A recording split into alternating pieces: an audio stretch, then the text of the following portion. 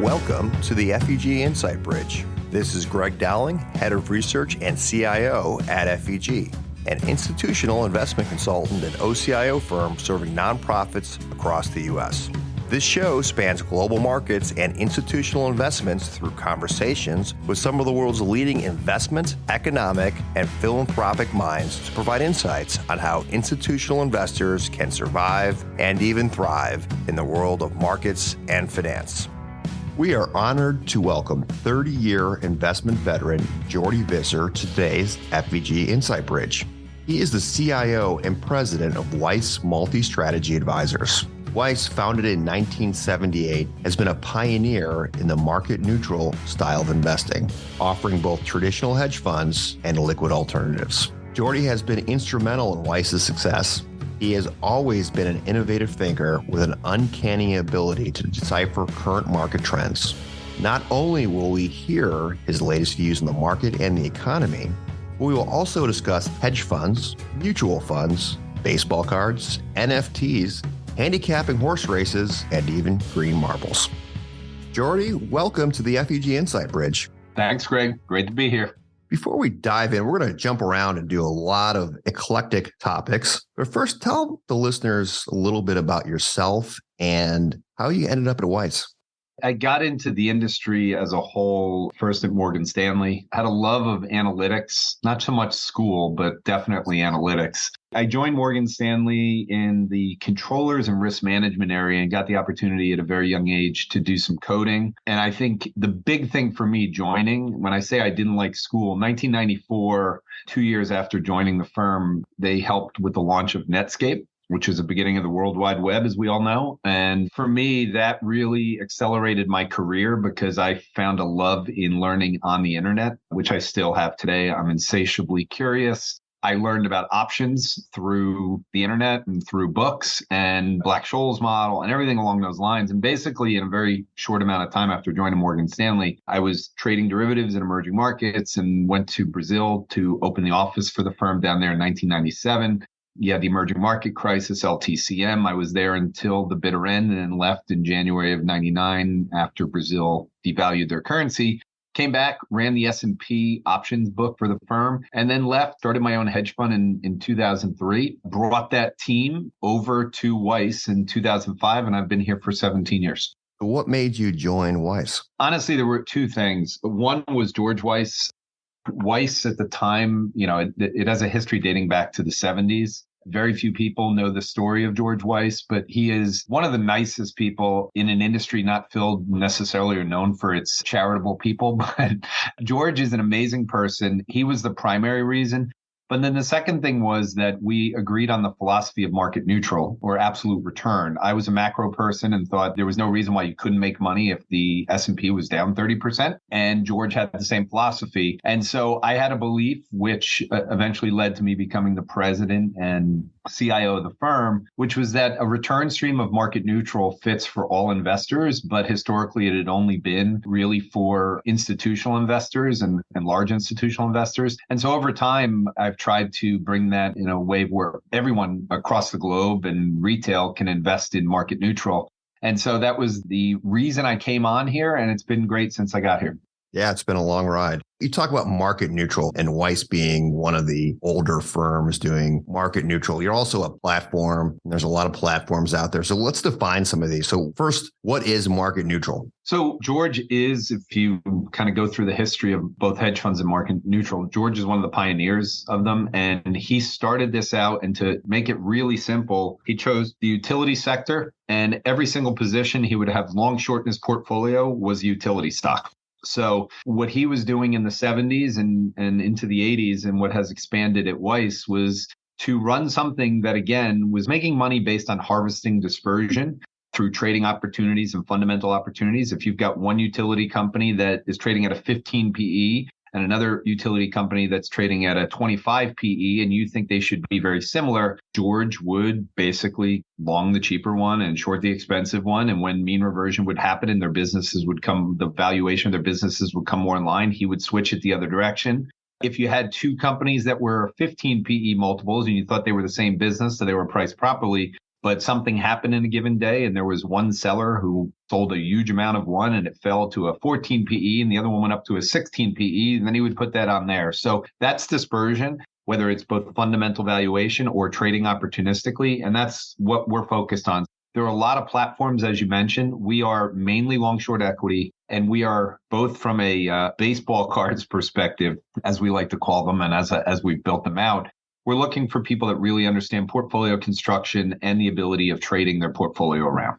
So you're market neutral and you have these platforms, which mean you have independent teams that you try to recruit. How do you compare to other platforms? And just for people listening, other platforms might be, Balyasny or Citadel or Point72, formerly SAC. So there's a lot of these and they've had great success. How are you different and how do you recruit against these other firms?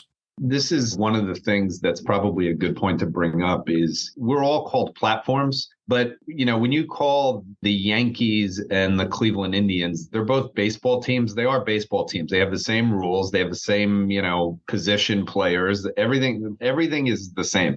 In the hedge fund world for platforms, we are exclusively long short equity and macro, and we're primarily long short equity. We're looking for managers who are active managers. We don't run what I would call carry strategies. We're not purely looking to diversify the overall return. The makeup of all of these platforms, the ones you mentioned, they're all different from each other. And that's one of the things that's important. If I was starting a portfolio of hedge fund managers, the bulk of them would be a variety of platforms because you're basically getting kind of an outsourced diversified return stream. For us, in terms of some of the differentiating qualities, they're really what George had built before I got here, which is the culture here is very different. Our fee structures are very different than the people you mentioned. The leverage that we use is very different. Everything along the lines, I would say, is different. So, I get asked the question a lot, how do you compete for talent? Well, these are not, like I said, baseball teams where everyone's a free agent.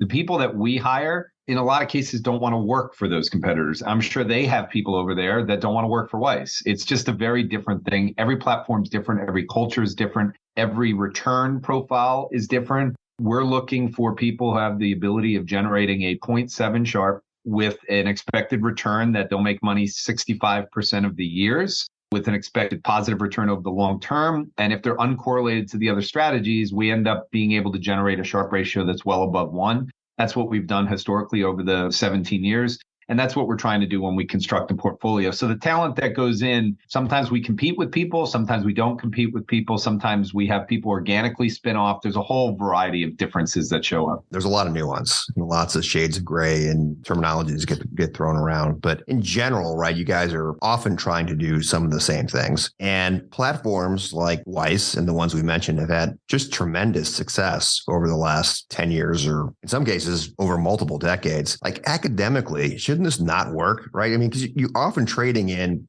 mid to large cap stocks, mostly US stocks. Doesn't have to be, right? Someone could be doing a LATAM book or something, but these are fairly efficient markets. You're trading quite a bit. There's trading costs. So in an efficient market hypothesis, how do you make money?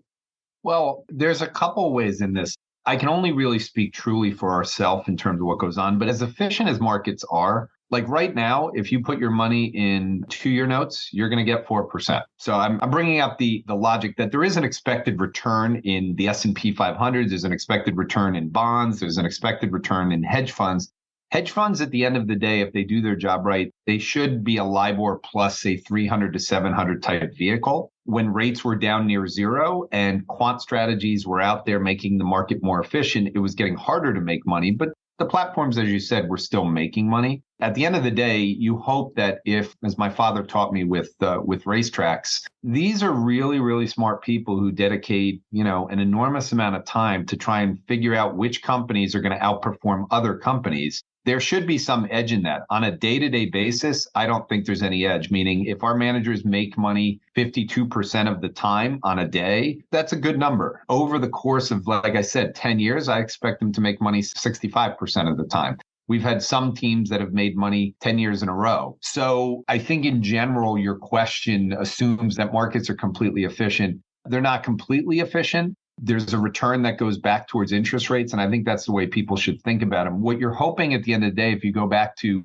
kind of your finance 101. When you're constructing a portfolio of stocks, bonds, you're hoping there's a negative correlation. That has not happened this year. There's been a positive correlation. Both of them have gone down. But historically, if stocks would fall a lot, then bonds would go up. You'd get some negative correlation there. And at the same time, there was a risk-free rate, which was cash. And if you had a certain amount in cash, that also was uncorrelated to those two. I think where the true market neutral hedge fund fits is kind of in that cash bucket. So that's why I say risk-free rate plus something. And that's what we're trying to do is the best thing for us. And I think this year is probably a good example. When we sit here, stocks are down over 20%. Bond returns, especially for investment grade, I think are down around 20% as well. And yet, if you look at kind of the platform returns for this year, they're pretty close to zero. So we've done our job on a relative basis, but more importantly, it's the lack of correlation between those two things.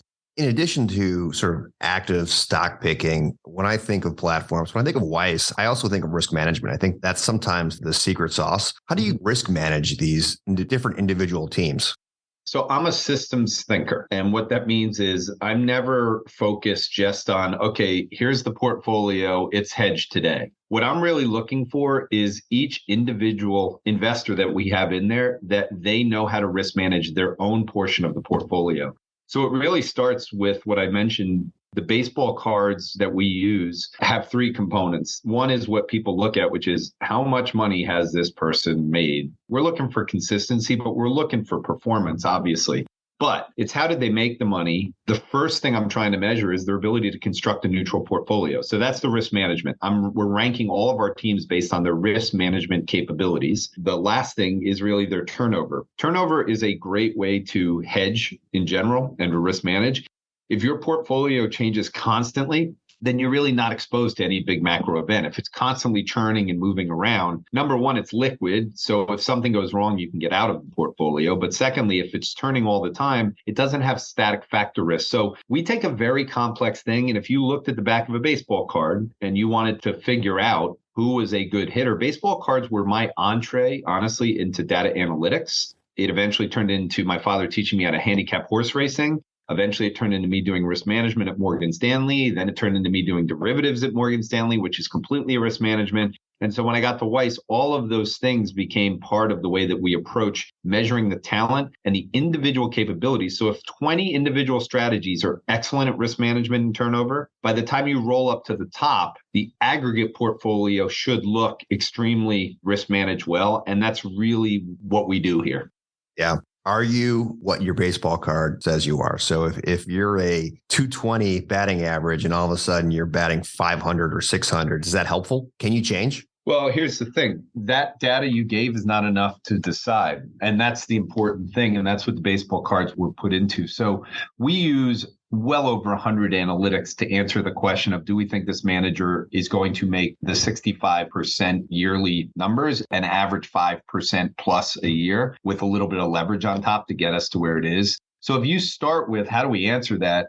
A lot of it has to do, if I go back to the baseball analysis, if you've got a 220 hitter that's played in the league for 2 years, I don't think you can say at this point that you have enough data to say that this is who this person is. When you have a 10-year baseball card, it's pretty much this is what you're getting. But at 2 years, yes, they can change. Yes, they can adapt. So if you have someone that for the last 2 years batted 220, and then you go break it down and you realize, well, the first year they only played 50 games. The second year they played 100 games. Well, that's kind of like 1 year worth of data because they only played 150 games. Then if you go look, okay, out of those at-bats that they had, it's a right-handed hitter. What was their batting average against left-handed pitchers? What was their batting average against right-handed pitchers? Okay, what was their average speed in terms of when they made contact? How much, was this an unlucky 220 or was it a lucky 220? If you're not hitting the ball very hard, then obviously it kind of matches up.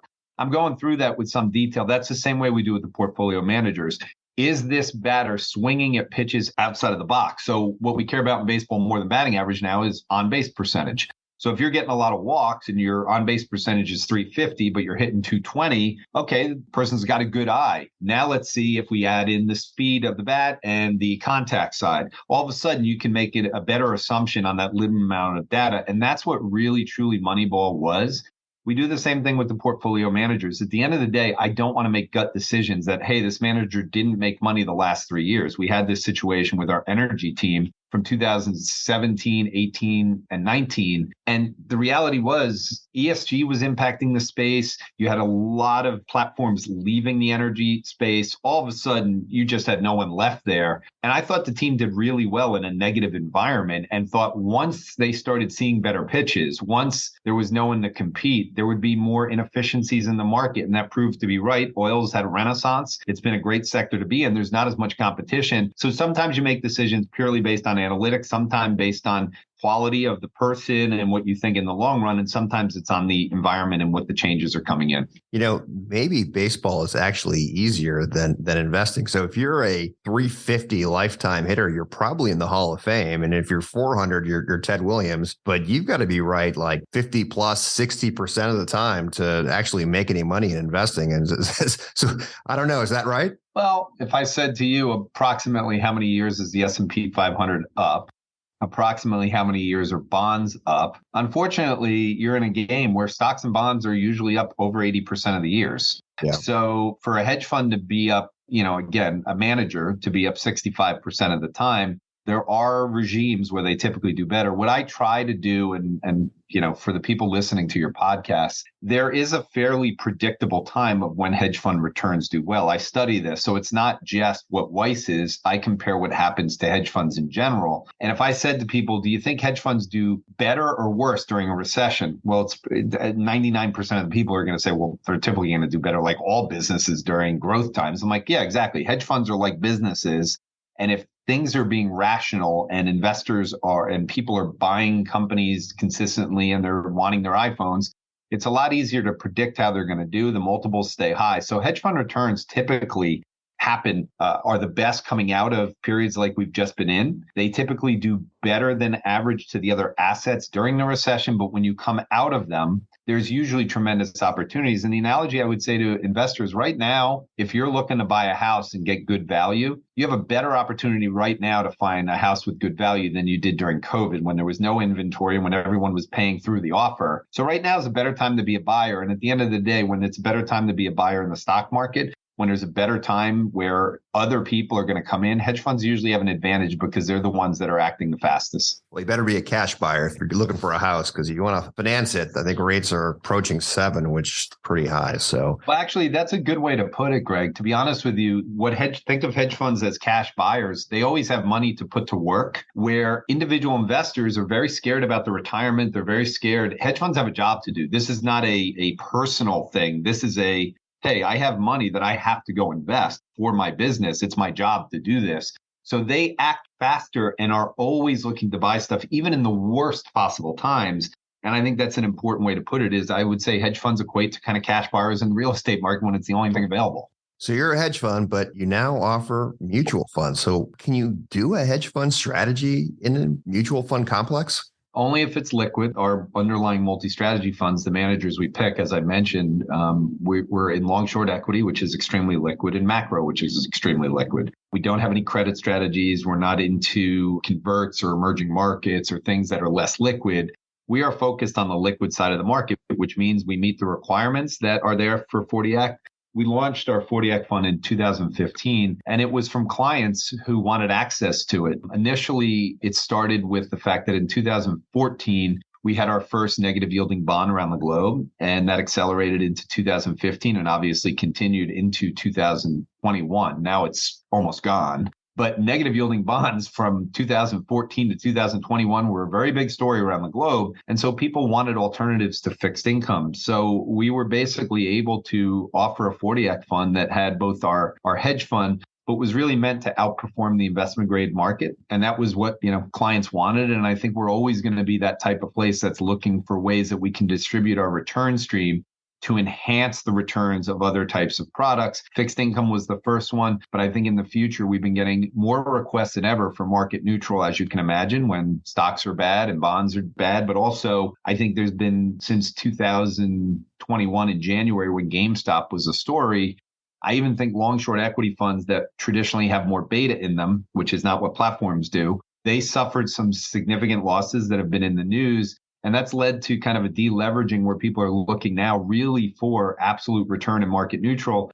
And that actually says to me that the hedge fund industry is going through a fairly big shift right now, where for the last 10 years, it was about growth. It was about beta. It was about running more net long as equities went up every year, I think, except for 2018 from the great financial crisis. So I think we've kind of pivoted away from that, where now investors are like, well, I can get equity returns from equity. I don't need hedge funds to be getting me equity or beta returns. And when fixed income is no longer a guarantee to go up every year, I've kind of lost that. So I really need to have some truly absolute return or market neutral strategies. And so I think the demand showing up there, and I will tell you, we're getting request after request, not only for our market neutral product, but trying to find a way to bring one into the mutual fund world. So I think you'll probably see over the course of the next few years, whether it's ourselves or others, I think there will be more liquid alt strategies that are truly market neutral. And it will involve humans, not just machines, as I think some of the initial liquid alt market neutral strategies were very factor based.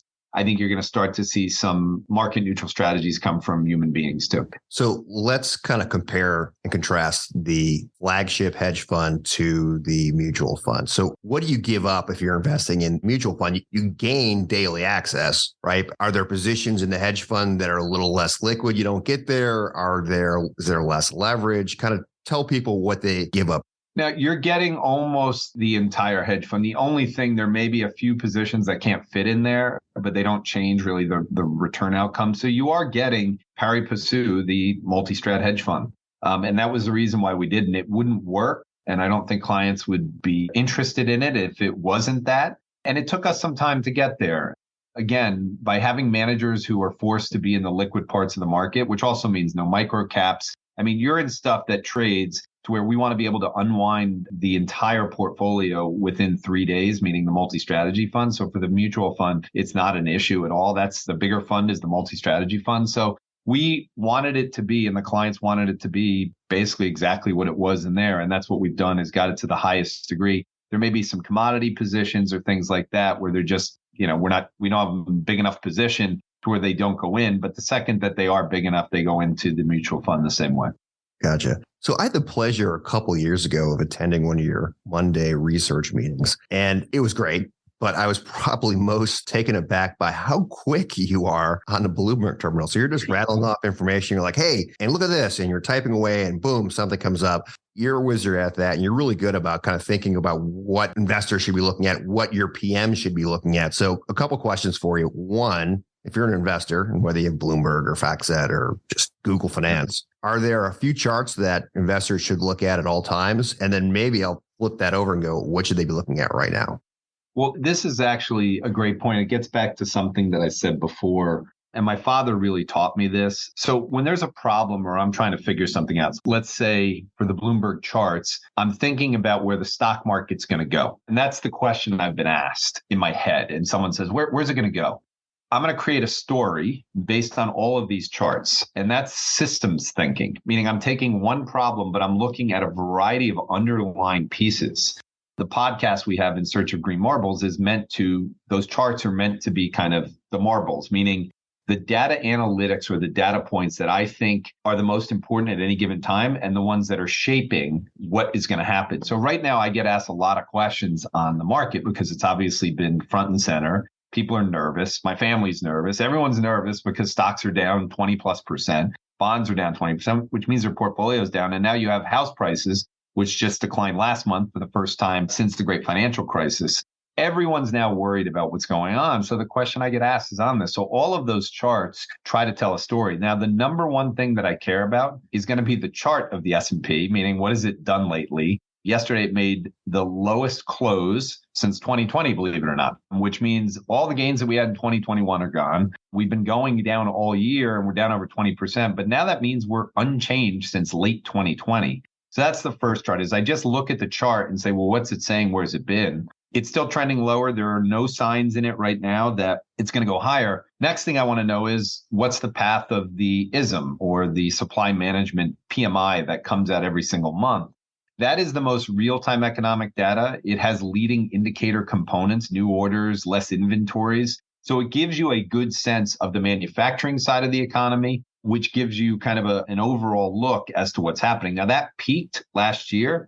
It has been coming down. Today, we got the Chicago PMI that came out. It came out at 5.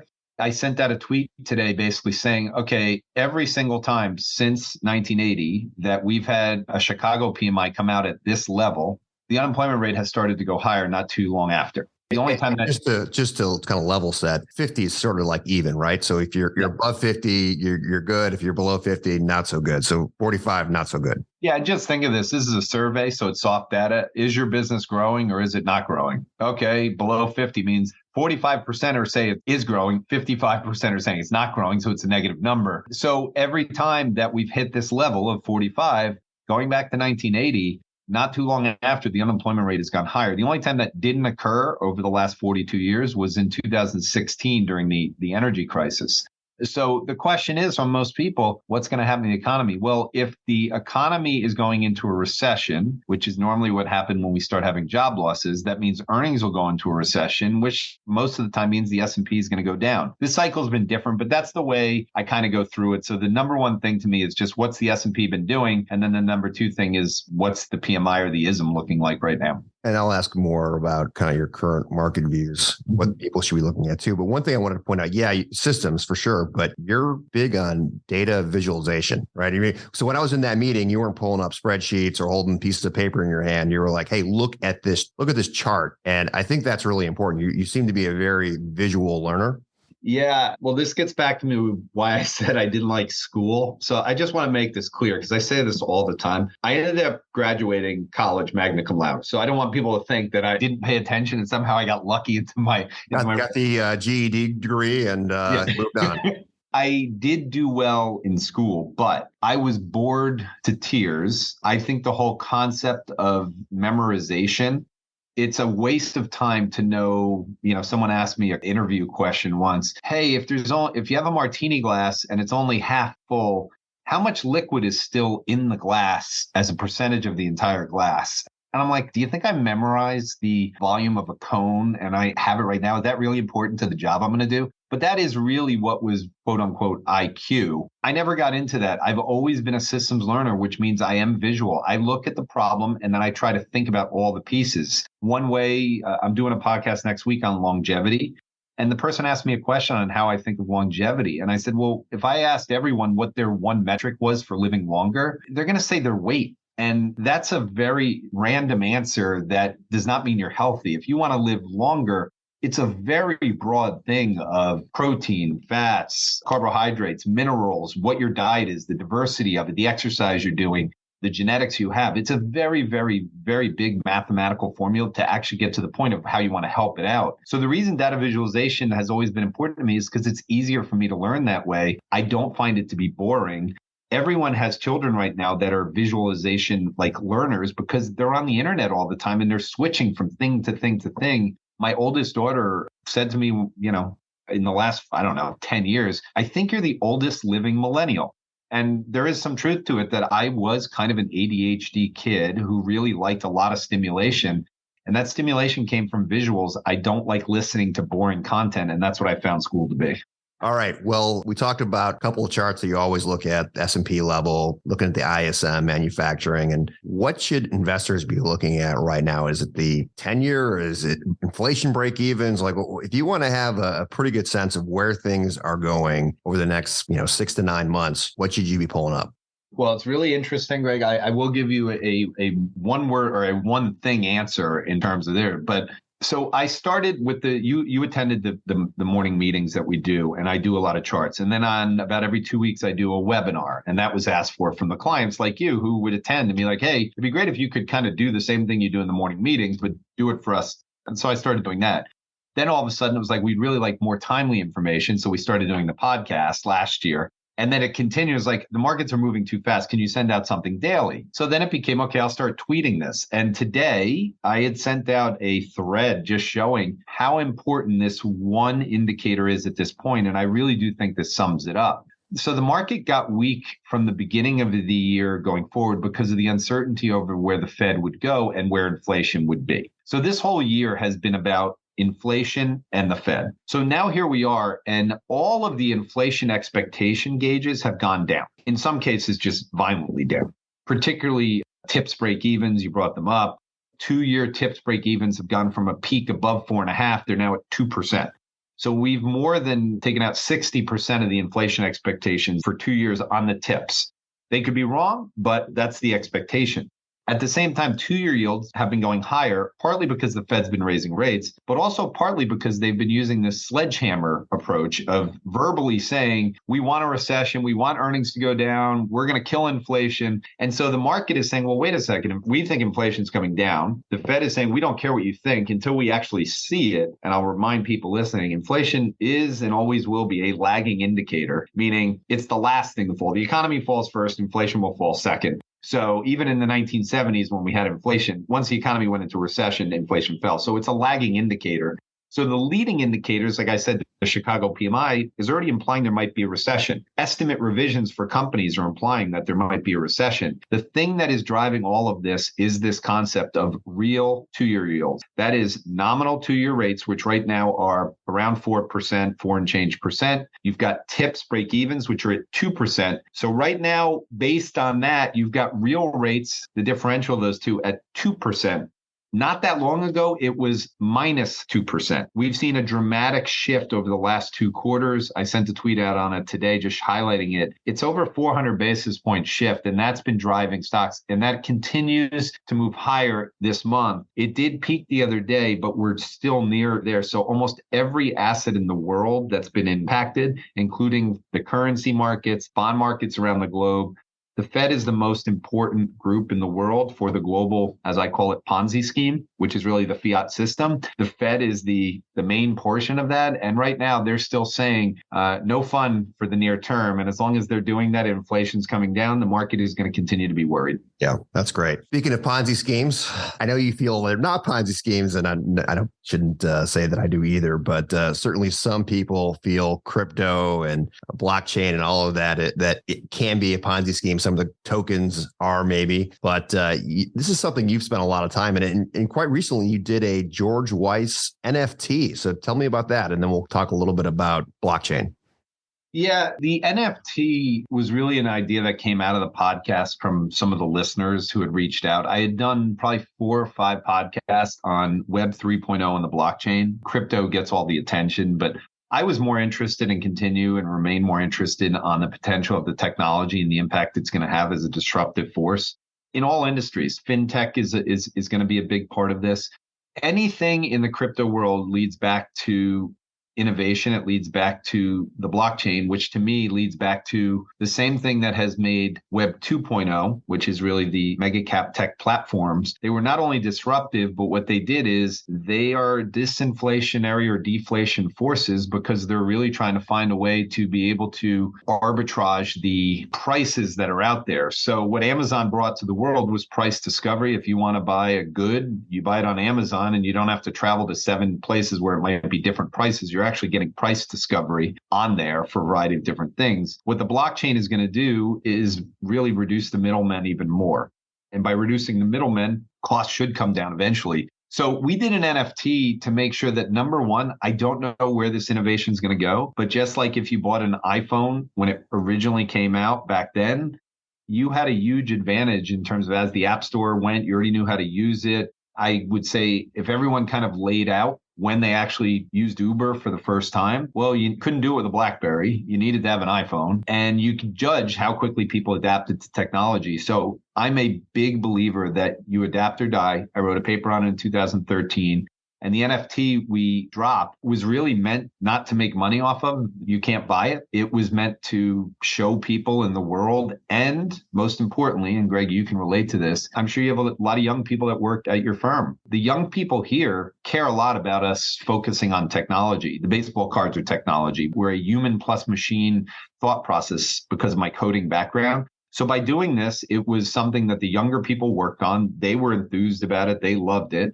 Second thing is we've already hired one person, and I would say part of the reason for her joining was the fact that we dropped an NFT. It was also the fact that she got to learn about the firm through the podcast. So part of the reason that I'm sure you guys do this podcast, part of the reason we do ours, we're sharing knowledge and we're trying to make our investor base smarter and up to date on what we're thinking about, give them some investment ideas about the future. But the other thing is it's really helps brand awareness with the outside world. And some of that is talent. So the NFT thing has brought us talent. It's kept people thinking about the crypto world at a time when people are like, it's dead, it's gone.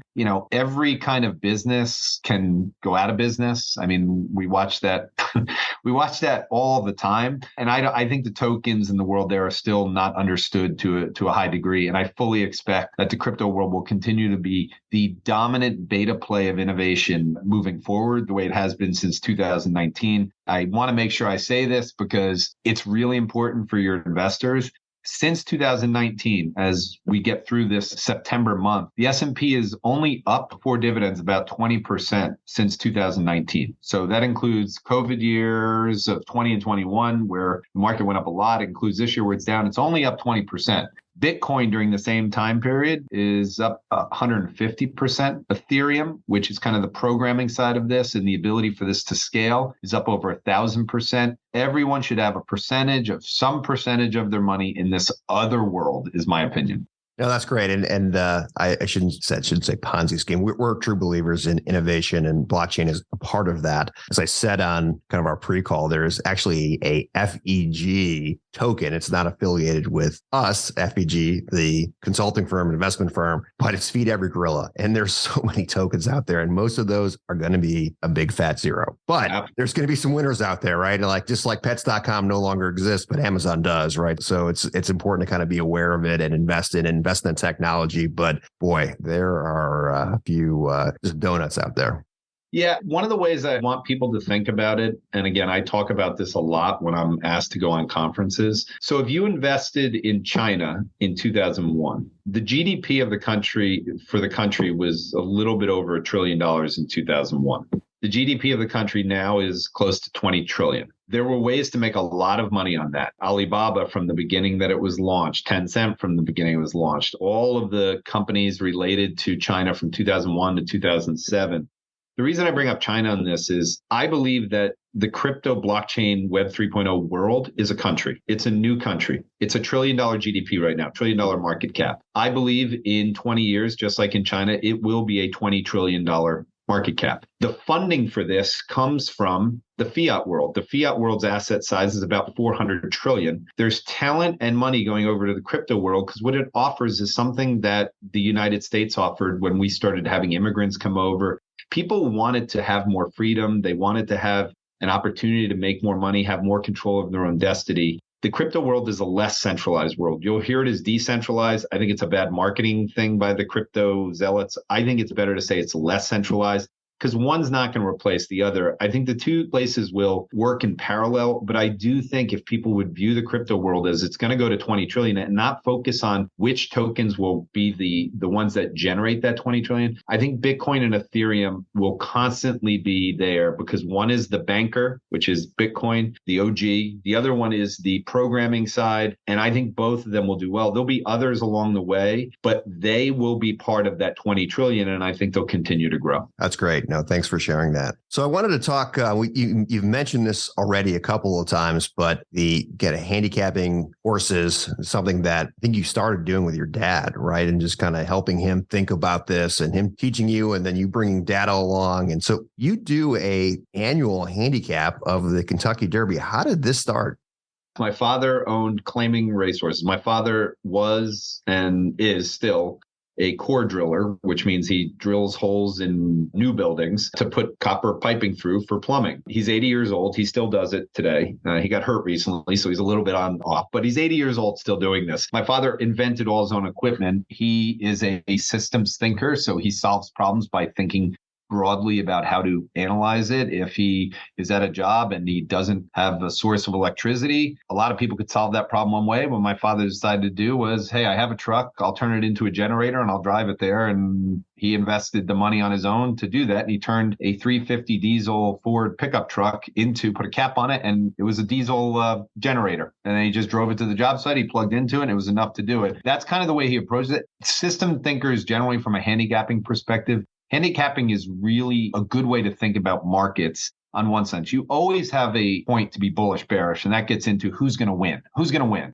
That's not the way horse racing works. You're trying to match up what you think the odds should be of something happening versus the value. So when people go bullish, bearish, like right now, pretty much everyone's bearish. So to equate that into football terms, since I'm a Jets fan, right now everyone's bearish, which from a Jets thing means when they play the Patriots, they're a 17-point underdog. Yeah, we know the Jets aren't as good as the Patriots, but you don't make money at this stage of a bear market most of the time by just being bearish, because all the bad news is kind of built into the price, just like a spread. So when you bet against a spread, you have to look and think about the narrative of the market versus the odds. And that's the same way it goes at the racetrack and handicapping a race. The favorite is always going to look the best horse because that's why the horse is the favorite. The question is, can you find what you think the value is? Are there anything in the analytics that suggests that at this stage, being bet at even money, that someone can beat that horse? And if you find two horses that you think can beat them, and you think there's a 20% chance, and they're offering you odds like it's 80% chance,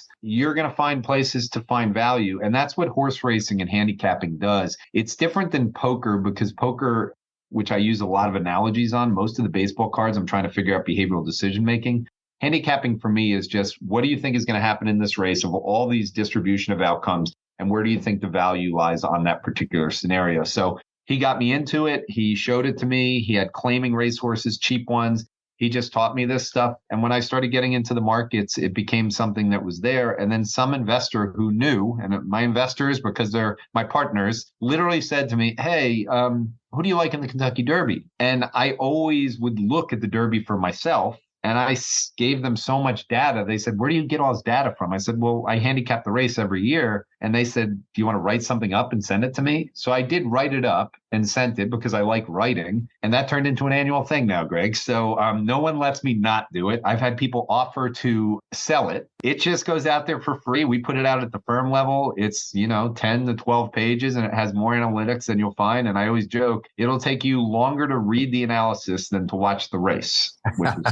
Yeah, which are like 2 minutes long or something like that. Well, I love that. And yeah, the Jets are bad, but are they 17 points bad versus the Patriots? I mean, that's kind of what we all do in investing, right? Like, yes, Apple's a great company, but how is it priced, right? How is a bond price from a credit standpoint? That's so much of what we do in investing. It really comes from the gambling, right? I mean, there are a lot of things that were borrowed from, famous gamblers in the Middle Ages and thinking about probabilities. And that's how a lot of this stuff started. So I think it's pretty interesting that you started with gambling and coding, right? And you were doing some coding, and that kind of ended up turning that into an investment career where you're basically doing this with humans, right? So I think rather than gambling, this is all game theory. This is trying, like you said, probabilistically trying to find outcomes. But almost everyone now, because of things like FanDuel, fantasy football, all of this stuff, people are doing this more and more. When I was a kid, my brother and I played Stratomatic, and I'm sure there's some people out there that remember Stratomatic.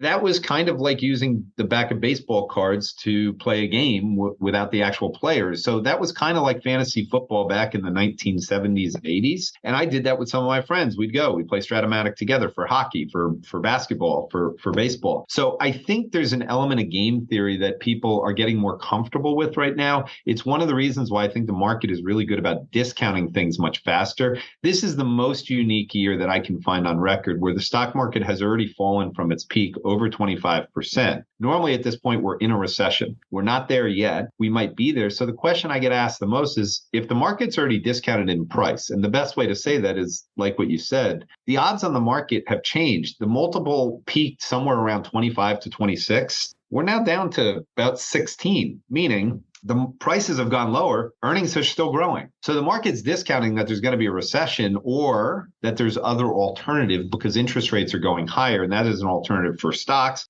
which means that takes out the risk premium or the multiple. All of these things are related. And that's why this is close to handicapping. The odds are set by the individuals at the racetrack, not by some, Las Vegas. So it's parimutuel, meaning if someone bets a lot of money on this horse, all the other odds go up. And so that means like the stock market, that's what the stock market is. If the PEs are going down, you're able to buy them at cheaper prices because other people are selling out of them and no one's buying them. So the odds are changing. So if you believe the stock market's going to go higher over the next 10 years and you think earnings are going to grow 10%, you're getting a much better entry point than you were at the beginning of the year. And that's how it's very similar.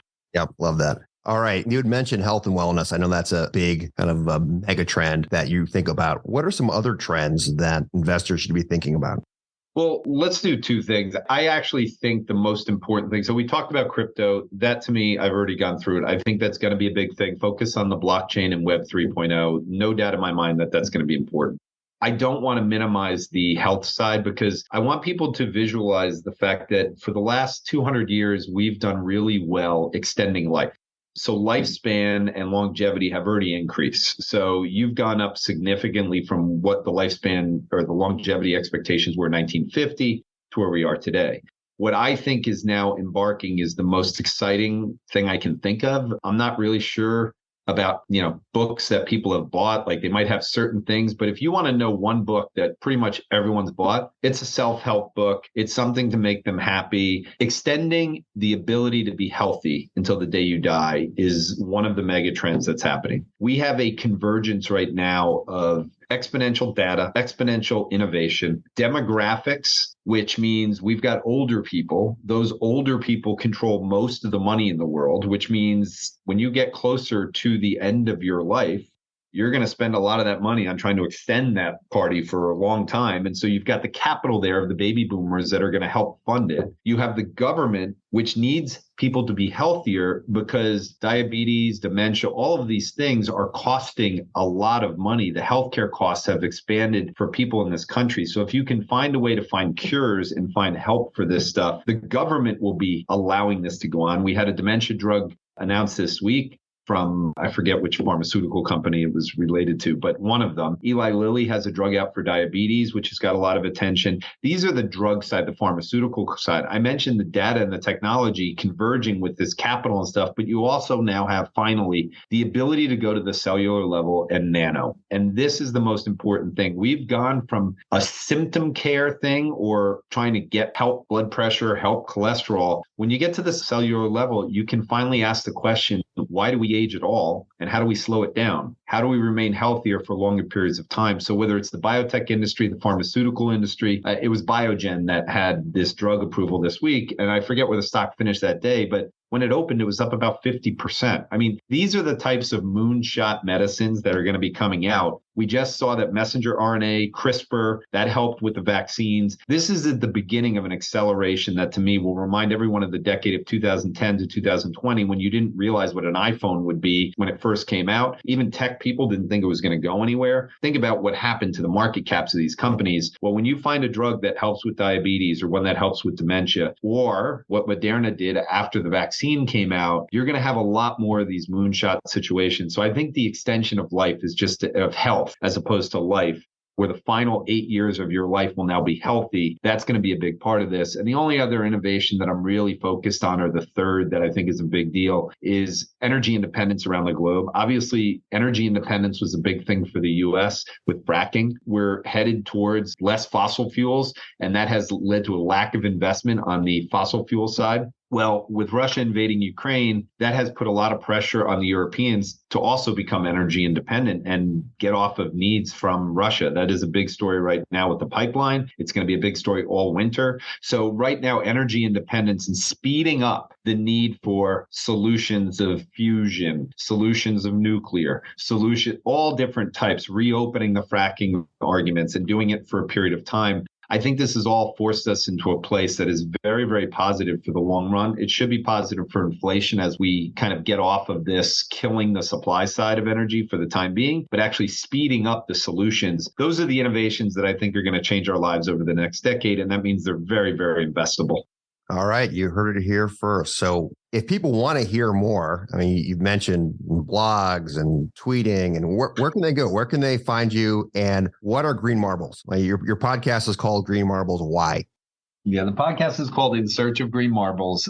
And just think of green marbles, like I said, those are the data points at any given time that I think are the most important to help you predict what the future may look like. So you're looking for odds on things. I mentioned that right now, I won't turn positive on the market until real 2-year yields peak and start to head lower. Think of this as, if you know the game theory behind blackjack, the key to blackjack is when you size up bigger. So you try to determine when the cards are going to be in your favor. That's the same thing that I look in the market. So the green marbles are kind of when we've hit that point that we should be looking for a shift in the regime. So first of all, in search of green marbles, which it comes out every week and it's only 20 to 25 minutes usually. I'm doing one on longevity next week. So a lot more details on some of the things we talked about. I do tweet, and that's the way people can read stuff on a regular basis. And it's at jvisser_Weiss. They can get it there. And then if they go to the gweiss.com website, I do webinars where I go through those marbles, meaning the 30 charts or so, about every 2 weeks. And I just kind of give people a visual look at what's happened. It's not for everyone. I go pretty fast. I give an explanation. I tell a story. I can do that fairly well. But those are the ways that people can kind of keep up on at least what's going on in my head at any given time. Great. I like that longevity is only 20 minutes long. So you can hear everything in just 20 minutes. So we talked about green marbles, NFTs. We've talked about crypto, how bad the Jets are, and we did it all in under an hour. So thank you so much, Jordi. Greg, I appreciate you inviting me and happy to come back at any time if there's anything interesting going on. If you are interested in more information on FEG, check out our website at www.feg.com. And don't forget to subscribe to our communications so you don't miss the next episode. Please keep in mind that this information is intended to be general education that needs to be framed within the unique risk and return objectives of each client. Therefore, nobody should consider these to be FEG recommendations. This podcast was prepared by FEG. Neither the information nor any opinion expressed in this podcast constitutes an offer or an invitation to make an offer to buy or sell any securities. The views and opinions expressed by guest speakers are solely their own and do not necessarily represent the views or opinions of their firm or of FEG.